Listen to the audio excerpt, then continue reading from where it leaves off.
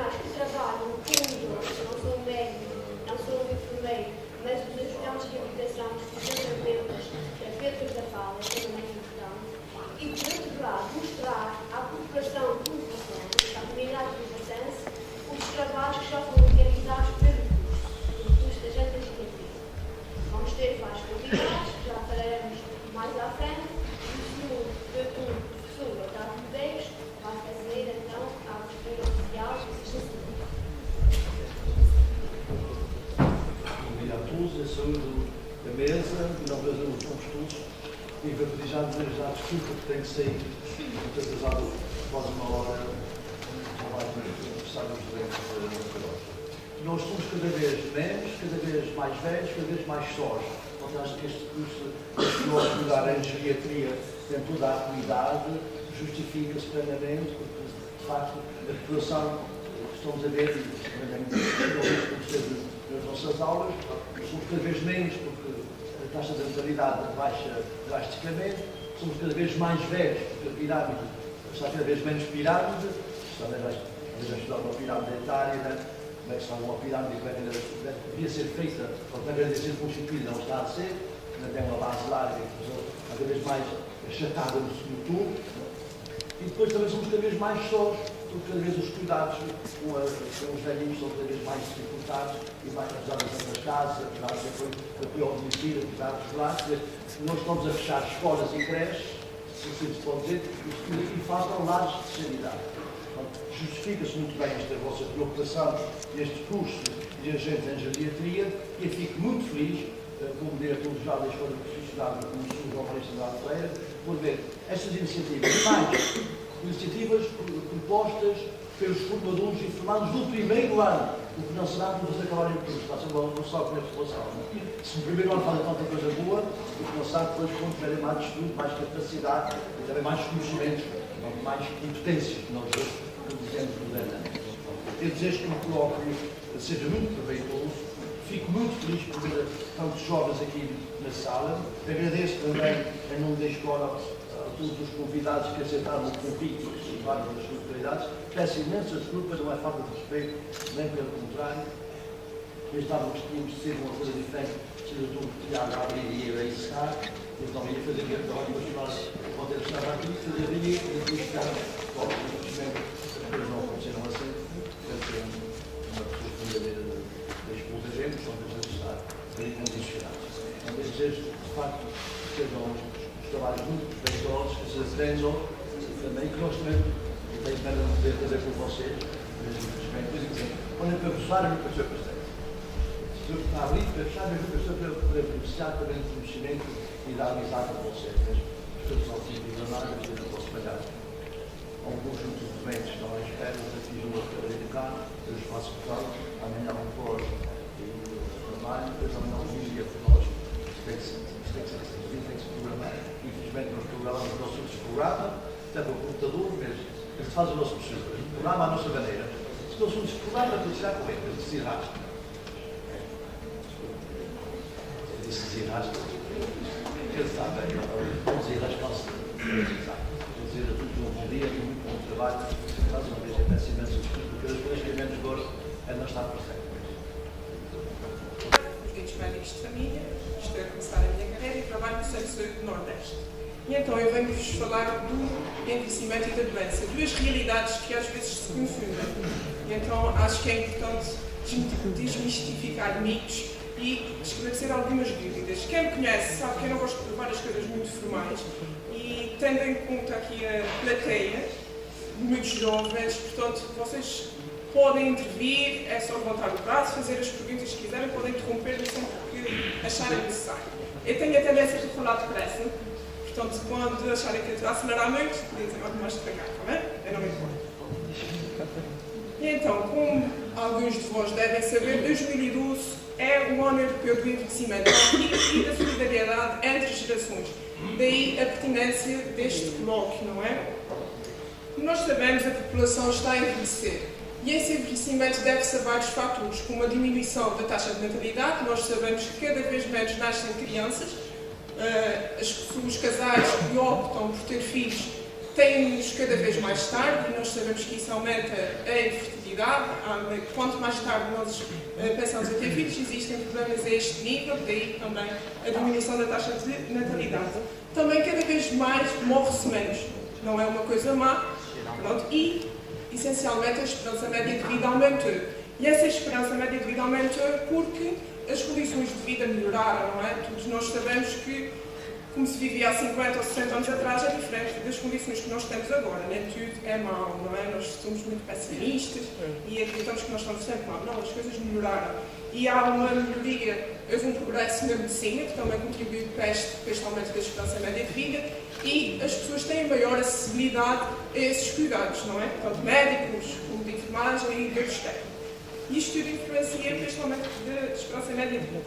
Então, como em cerca de 1900, mais ou menos, um grupo de curiosos viu que a necessidade de haver uma especialidade médica, tal como houve a necessidade de criar a pediatria, porque uma população, as crianças são diferentes do jovem adulto e muito mais do idoso, houve a necessidade de criar essa especialidade que é a medicina geriátrica, que aborda os problemas do indivíduo idoso e tem vários objetivos. Alguns de vós do curso de geriatria já sabem mais ou menos quais são esses objetivos, que é a manutenção da saúde, a manutenção da funcionalidade, a prevenção das doenças, a detecção e tratamento precoce, como vamos ver nos idosos, a detecção de doenças pode ser tardia, os sintomas das doenças não ocorrem como na maioria de nós, que é uma população jovem, maioritariamente. Temos que promover a independência, não é? Nós sabemos que os nossos idosos são cada vez mais dependentes de terceiros. E isto é um dos objetivos da medicina geriátrica. O cuidado, nós às vezes nos esquecemos do que são cuidados continuados. Nós temos que prestar cuidados continuados em fases de doenças terminais, não é? É outro ramo da medicina geriátrica, que é a medicina paliativa. Mas isso seria outra sessão e aí ia demorar o resto da manhã toda a falar sobre isso. E a prestação de tratamentos seguros. No início do ano surgiu uma projeção que diz que dentro de 50 anos o número de idosos será 3 vezes superior ao da população jovem. E isto traz problemas, como todos nós podemos imaginar, não é? E então o que é o envelhecimento?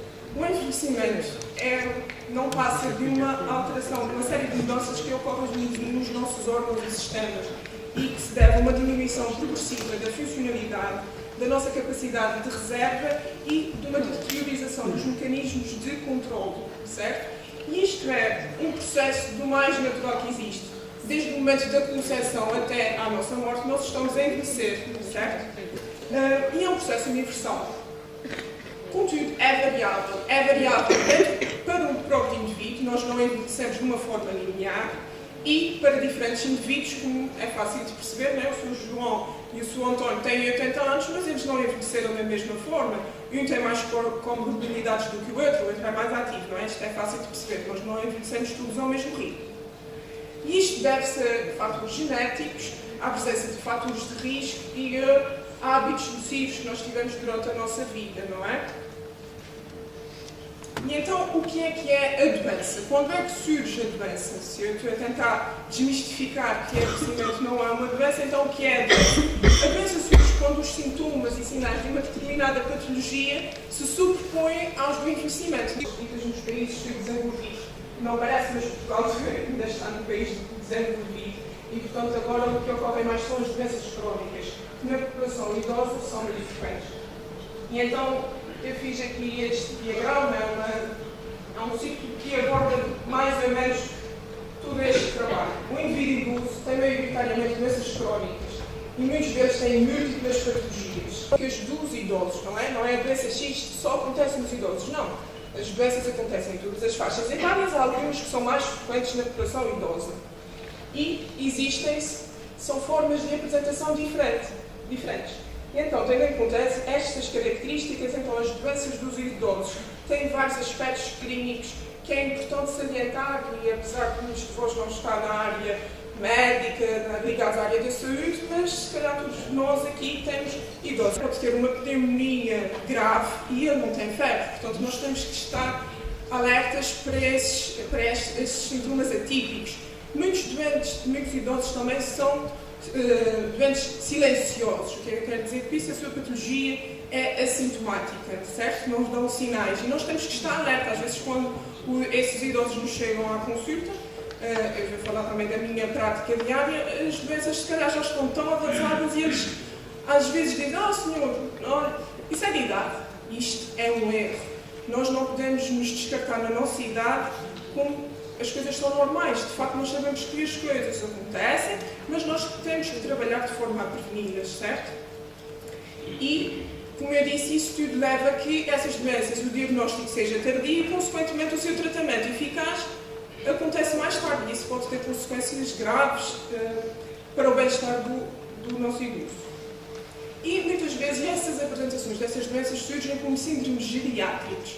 E o que são síndromes geriátricos eu vou explicar um bocadinho mais à frente, portanto deixamos essa parte para daqui a pouco. No indivíduo idoso, nós precisamos de uma equipa multidisciplinar. Eu não posso trabalhar sozinha. Eu não consigo trabalhar com idoso sozinha. Não é real. Nós precisamos de enfermeiros, vários técnicos, terapeutas, psicólogos. Também já irei falar como são constituídas as equipas multidisciplinares. E esta equipa tem que ter sempre em mente que nós precisamos de reabilitar este idoso. Muitas vezes essa abordagem é complicada e leva a problemas deontológicos e éticos. O que é que eu quero dizer com isso? Por exemplo, chegávamos a um doente, um idoso à consulta, tinha 80 anos e se calhar ele tinha sintomas de ter uma neoplasia, um cancro. E havia quem pensasse assim: olha, tem 80 anos, ele já viveu o suficiente, vamos deixar e as coisas até se calhar vão correr bem e ele vai acabar por morrer. Era isso que muitos pensavam. Isto está errado e nós queremos acabar com isto. Contudo, o oposto também acontece. Nós queremos tanto adiar uma causa que é inevitável, não é? Nós temos um doente à nossa frente que tem um tumor, que já tem metástases, que não sabem, a doença está espalhada pelo corpo, então nós vamos sujeitar aquele idoso, aquele indivíduo a uma cirurgia, a tratamentos de quimioterapia, radioterapia, talvez uma nova cirurgia para a remoção de metástases, e o doente entra no hospital com CP e sai no caixão, que é o que às vezes acontece. Será que nós atuamos bem? Isso é o que se chama de eutanásia, que é, alguns já ouviram falar de eutanásia, que é por ter uma vida, e então o oposto também existe. Isso está errado. Nós temos que ver o peso na balança. Nós não queremos causar mais dano ao doente, não é? Nós queremos sim, pode até não aumentar o seu tempo de vida, mas dar qualidade de vida, não é? O tempo que lhe resta, vamos dar qualidade. Esse calhar vai demorar mais de uns 10 minutos, eu falo muito. E então, a nível social, isto traz problemas, não é? Nós sabemos que existe uma maior necessidade de recursos sociais e de saúde do indivíduo idoso, que há um certo grau de dependência, não é? Eles cada vez mais, e conforme as suas comorbilidades, necessitam de ajuda de terceiros. Muitas vezes nós nos focamos só no nosso idoso, é o idoso, e nós nos esquecemos dos cuidadores, certo? E os cuidadores também têm que ser vistos, não podem ser esquecidos. Às vezes há mesmo internamentos, quando temos essa possibilidade, às vezes dá, por exemplo, no Nordeste nós temos internamento, e vemos que o nosso cuidador está mesmo sobrecarregado, está deprimido, as coisas não vão correr bem, então pronto, olha, o idoso vai ficar uns dias aqui connosco, as coisas vão melhorar, o senhor descansa, e isto acontece. Nós temos que olhar também para o cuidador. E isto leva a crises sociais e uma perda de qualidade de vida, que não é fácil perceber. Nenhum de nós aqui, a maioria são jovens, não pensa muito que vão envelhecer, que vão ser indivíduos idosos, graças a Deus. Nós esperamos que todos chegamos a essa idade, não é? E nós não queremos perder a nossa qualidade de vida. Nós sabemos que as coisas alteram-se e nós temos que saber lidar com as mudanças, não é? E então, como eu tinha dito, o que são os síndromes geriátricos? Existem 4 grandes síndromes geriátricos que podem ocorrer em qualquer doença e aparecer em diferentes fases dessa doença, tanto numa fase inicial como numa fase tardia. E estes são a imobilidade, a instabilidade e a propensão para quedas, a incontinência de esfíncteres, tanto urinário como fecal, não é? E a deterioração cognitiva, que a minha colega irá falar mais vou a falar sobre a demência, que é o bicho-papão que ninguém, acho que toda a gente já deve ter dito, olha, quem dera chegar à idade X, não é? Chegar aos 90 anos, mas com a minha cabecinha no lugar, ninguém quer perder o seu juízo. E é mais ou menos isso que nós vamos tentar falar de uma forma simplista a seguir. E então, a necessidade de uma equipa multidisciplinar. Esta equipa pode ser formada por diferentes pessoas, conforme as necessidades da população e daquele idoso. Tradicionalmente, essas equipas eram constituídas por um médico, um enfermeiro, um assistente social, um fisioterapeuta e um terapeuta ocupacional. Contudo, outros elementos podem pertencer a essas equipas, como psicólogos, nutricionistas, terapeutas da fala, entre outros. Conforme eu disse, não é uma equipa rígida, é conforme as necessidades da população. E esta equipa tem um objetivo conjunto, ela trabalha em equipa, não existe o senhor de tudo só porque é senhor de tudo e os outros bem abaixo, não, todos trabalham ao mesmo nível. Esta equipa deve-se reunir de forma periódica para discutir os casos, as necessidades que a população apresenta e deve haver um coordenador que poderá ser um que assume a liderança, mas que trabalha, quando eu digo que assume a liderança, mas trabalha sempre ao mesmo nível dos outros, está bem? Trabalhamos todos para o mesmo, contribuir para uma melhoria da qualidade de vida daquele idoso. Portanto, não existe eu trabalhar sozinho e o outro fazer o seu trabalho e a gente não se encontra por meio. Isto é errado. Há uns anos atrás isso fazia isso. E essa equipa tem que ter sempre tem em mente a reabilitação. Nós sabemos que a capacidade funcional como mental, como eu disse, diminui a qualidade de vida, e então nós queremos reduzir as perdas. E ao reduzir as perdas traz benefícios tanto para o indivíduo, para o idoso, para o seu cuidador, a família, como para a comunidade, não é? Acho que isso é fácil de perceber. E, com isto, irá ocorrer uma redução das necessidades de recursos sociais e de saúde. A nível social, existe uma repercussão social direta no meio mais envolvente ao idoso e, por vezes, por falta de conhecimento, as pessoas não estão informadas, há uma utilização inadequada dos recursos existentes, tanto sociais como médicos. As pessoas às vezes não estão informadas e a única solução que às vezes ocorre, olha, é colocar no lar. E nós sabemos que se nós apoiarmos aquela família com visitas domiciliárias diárias, semanais, com apoios, nós iremos perguntar, às vezes é inevitável, às vezes a única solução que será mesmo a institucionalização. Mas, se calhar, podemos perguntar, e isto também causa um bem-estar para o idoso. Nós sabemos que muitos idosos chegam e, por favor, sair da minha casa, que não. E isso custa, não é? Trabalhei a minha vida para ter a minha casinha e agora vou ser posto ali, aquilo não é o meu meio. É fácil de nós compreendermos isso. Eu acho que, para todos aqui presentes, isso é fácil. E então, a nossa capacidade de autocuidado, a nossa dependência, é tanto um indicador de bem-estar pessoal como um indicador de bem-estar social. E quando isto se perde, nós precisamos de ajudas, tanto ajudas ditas formais ou informais a família, amigos, etc. E então, como eu tinha dito, quanto for maior o grau de dependência, maior a necessidade de recursos de saúde e sociais. Acho que é fácil perceber isso. Um idoso que faz a sua vida, anda, é capaz de tomar banho sozinho, é diferente de um idoso que está acamado, não é? Os cuidados que esse idoso necessita serão maiores do que o do outro. E então isto leva a crises sociais. Muitas vezes o agregado familiar, o sistema familiar fica sobrecarregado e muitas vezes entra em falência. E isto leva a graves problemas, sentimentos de angústia, discriminação, não só por parte da família. Nós às vezes achamos que a família que é o mal da fita, ou quem cuida daquele idoso é que é o mal da fita, mas existem, não é? É fácil perceber quando eu estou chateada ou revoltada, em quem é que eu vou descarregar? Em quem está mais próximo, não é? E então o idoso descarrega naquele que está mais próximo. E por sua vez a família está sobrecarregada e descarrega em quem? No idoso. E nós queremos com essas ajudas evitar que isto aconteça. Então, sucintamente, eu vou acabar a minha sessão e o que eu quero que saiam daqui, pelo menos com 5 coisas. 5 dedinhos numa mão é fácil de lembrar. É que, primeiro, envelhecer não é uma doença.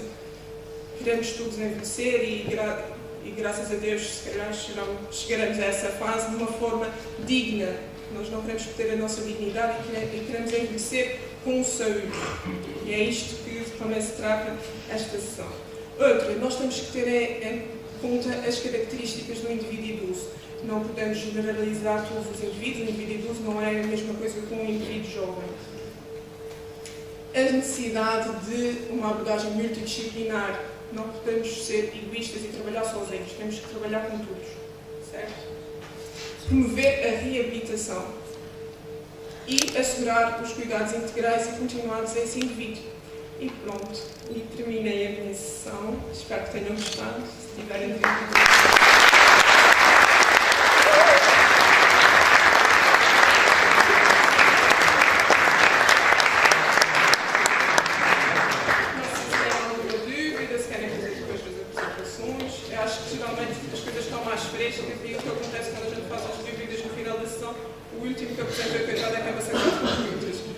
Se alguém tiver alguma questão, estejam à vontade, não é?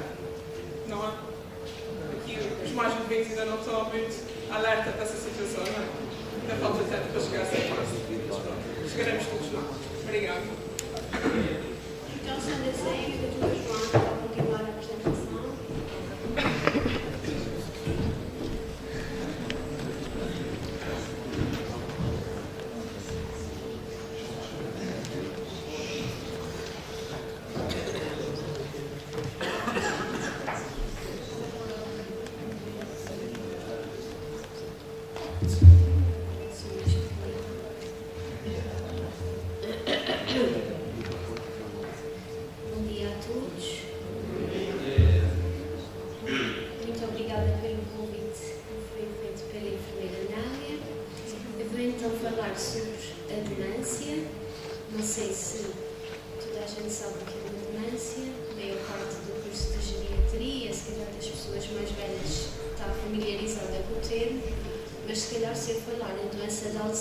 Toda a gente já ouviu falar, eu até conheço alguém que tem essa doença. A doença de Alzheimer é o tipo mais frequente de demência que existe.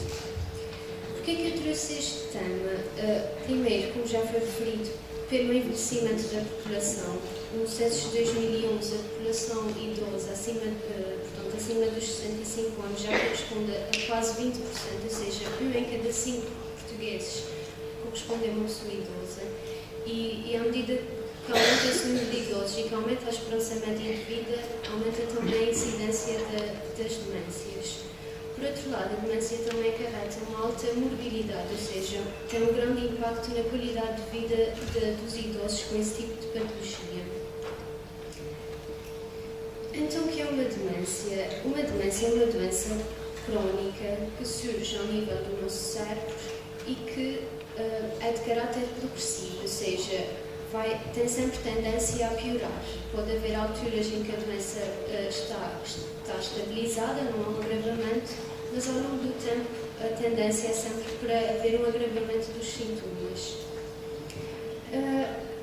Também caracterizam as demências as alterações ao nível de várias funções celulares, como é o cálculo, o doente deixa de ter a capacidade de fazer contas simples.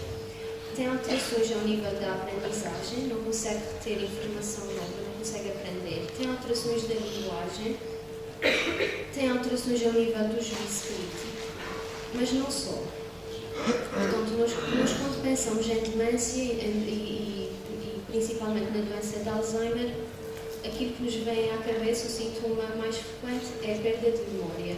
Contudo, a ideia que eu queria passar é que, apesar da perda de memória ser um sintoma muito frequente, as demências não se caracterizam apenas por este sintoma. Portanto, existe todo um outro leque de sintomas que também estão aqui presentes. Relativamente à epidemiologia, portanto, como vemos aqui neste gráfico, a percentagem de doentes com demência com mais de 65 anos corresponde a 8 a 10%. Contudo, se virmos aqui, a partir dos 85 anos, essa percentagem aumenta exponencialmente e quase um terço dos idosos com mais de 85 anos irá apresentar demência. Portanto, como veem, é uma doença muito frequente em pessoas com mais de 85 anos. Atualmente, estima-se que existam cerca de 35 milhões de pessoas no mundo com demência.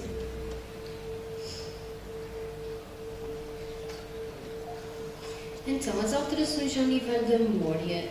Geralmente, existe a memória a curto prazo, aquela que nos faz lembrar de acontecimentos recentes. Existe a memória a longo prazo, que nos faz lembrar da nossa infância, no caso do idoso do seu casamento, da altura em que teve os filhos. Geralmente, a memória que é primeiro atingida é a memória a curto prazo.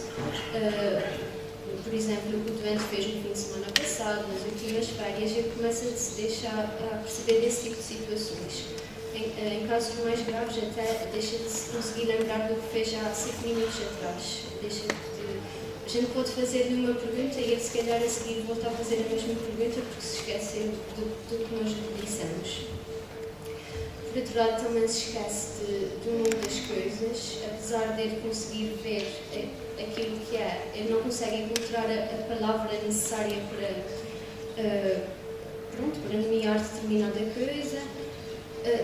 Pode também ter alteração ao nível da realização de tarefas, coisas que a pessoa fazia de uma forma rotineira e que a gente toma por garantido, por exemplo, abrir uma garrafa de água, ligar um interruptor da luz. O idoso com demência pode não conseguir fazer isso. Podem se esquecer dos nomes dos filhos, dos números de telefone. São esse tipo de sintomas que nos podem pôr alerta para uma demência.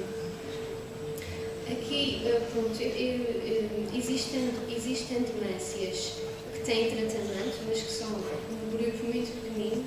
Quando tenho falado em demência, geralmente falo nas demências que não têm cura, que têm é o caso da doença de Alzheimer, por exemplo, e como vemos aqui nesses gráficos, portanto, existem períodos em que pode haver alguma estabilização da demência, como é o caso da demência vascular, mas a tendência é sempre haver um declínio da função cognitiva dos doentes.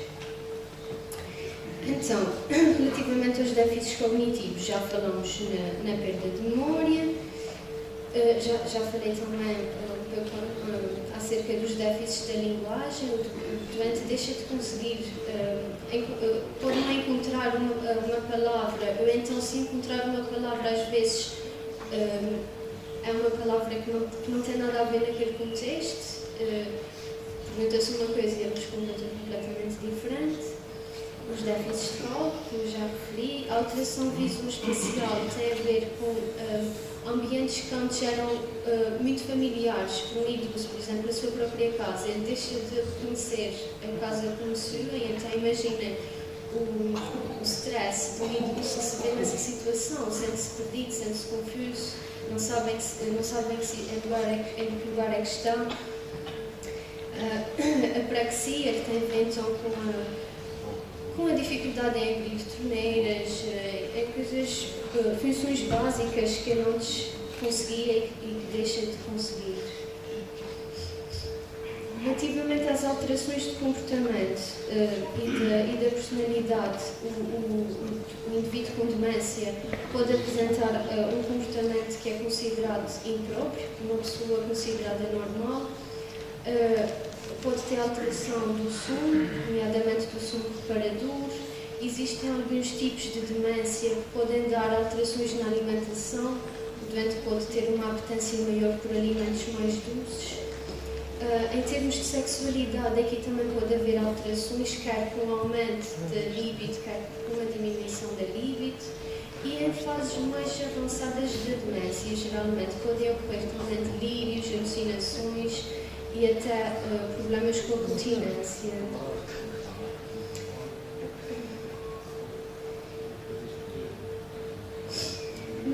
Na nossa consulta, portanto, o exame mínimo indispensável para fazer um despiste de uma demência é este exame, é o exame do estado mental. Não existe um teste que nos diga com 100% de certeza que o doente tem Alzheimer. Nós só conseguimos fazer o diagnóstico quando a pessoa já morreu, só fazendo mesmo uma biópsia do cérebro para saber que doença é que se trata, mas existem testes que nos permitem despistar a demência. E nesses testes nós vamos abordar pontos que geralmente estão alterados no doente com demência. Portanto, uma pessoa com demência está desorientada, nós perguntamos em que horas é que são, que dia é que sabem que mês é que estamos. Falamos acerca da orientação espacial, se elas sabem que lugar é que está, em que país. Também se testa a linguagem, pede-se ao doente para repetir palavras, testa-se a memória, testa-se a capacidade de cálculo, que também, como já referi, pode estar alterada. Então, mas quanto é que é 30 menos 3? E o doente fica ali a pensar e não consegue chegar a É também pedido ao doente que faça desenhos para avaliar a capacidade de escrita e desenho, e isso também pode estar alterado. Um outro teste mais grosseiro e que pronto, é mais rápido no despiste da demência é o teste do desenho do relógio. Nós pedimos ao doente para fazer um mostrador de relógio, portanto para desenhar um círculo, para desenhar os números do relógio e os ponteiros correspondentes a uma hora qualquer, e depois avaliamos. Por exemplo, no primeiro relógio conseguimos ver que o círculo está bem desenhado, que os números têm uma ordem correta e que os ponteiros também parecem estar bem. Mas se já vimos aqui no número 4, ele conseguiu desenhar o círculo, mas os números se separarem estão numa ordem inversa, vai do 12 até o 1, mas na ordem inversa, e nem sequer temos uns ponteiros. Portanto, de um caso para o outro, já conseguimos ver qual é que tem a maior probabilidade de ter demência. Isto eu também não vou abordar. Pronto, o que eu queria deixar aqui, a mensagem que eu queria deixar aqui é que, mais uma vez, não existem exames que nos permitam dizer com certeza se um doente tem demência. Contudo, é importante, perante esses sintomas que eu já referi, levar o doente ao médico, uma vez que existem pequenos casos de demência que podem ser explicados por algumas doenças, como algumas doenças da tiroide, do hipotiroidismo, alguns déficits de vitaminas, às vezes por intoxicações, que podem levar a pessoa a apresentar sintomas parecidos a uma demência e que, no fundo, até têm cura. Por outro lado, também é importante fazer o diagnóstico diferencial com outro tipo de patologias, nomeadamente as psiquiátricas. A depressão, muitas vezes um idoso deprimido pode ter sintomas muito parecidos a uma demência também. Portanto, a pessoa também é importante fazer o diagnóstico diferencial entre esses dois problemas. E por outro lado, nem toda a gente que tem uma lentificação do raciocínio e se calhar um maior atraso em resolver problemas tem uma demência. Portanto, nos idosos a gente sabe que a capacidade do raciocínio naturalmente fica mais lentificada. Portanto, há que também fazer um diagnóstico diferencial com um declínio cognitivo relacionado com a idade. Isto é só um quadro com as diferenças entre a depressão e a demência. Pronto, eu não vou falar muito sobre isso. Então, como eu já tinha dito, a doença de Alzheimer, no meio de todas as demências, já é a maior parte a maior fatia, corresponde ao maior número de doentes. Portanto, a 50% a 60% de todas as demências, a 6% das pessoas com mais de 65 anos e a sobrevida média, portanto, desde a altura em que é diagnosticada até à morte, geralmente são 10 anos. Existem várias fases na doença de Alzheimer, geralmente então o doente começa com uma perda da memória a curto prazo, começa a face do doente, a expressão da empatia, quase que não exprime o sentimento, as alterações visoespaciais, a diminuição da interação social, na participação nas atividades sociais, e em fases mais avançadas pode ocorrer mesmo a desinibição, as psicoses, pode ficar até agressivo. E então o que é que eu posso fazer para prevenir a demência? Controlar os fatores de risco. E quais são os fatores de risco? Sabe-se que pessoas na meia-idade com obesidade têm maior probabilidade de vir a ter demência. O tabagismo, o abuso de bebidas alcoólicas, a hipertensão arterial, o colesterol alto, a diabetes, são tudo fatores de risco que nós podemos prevenir de modo a atrasar o aparecimento da demência. E, por outro lado, também combater o sedentarismo. Apesar de nós não termos um tratamento definitivo para, por exemplo, a doença de Alzheimer, há sempre coisas que podemos fazer. Primeiro, garantir que o doente tenha um ambiente calmo e tranquilo, de modo a que ele se sinta seguro. Se o doente estiver numa situação de agressão, estiver mais agitado, ter calma nessas situações, não confrontar o doente, olhar-lhe nos olhos e falar diretamente para ele com calma.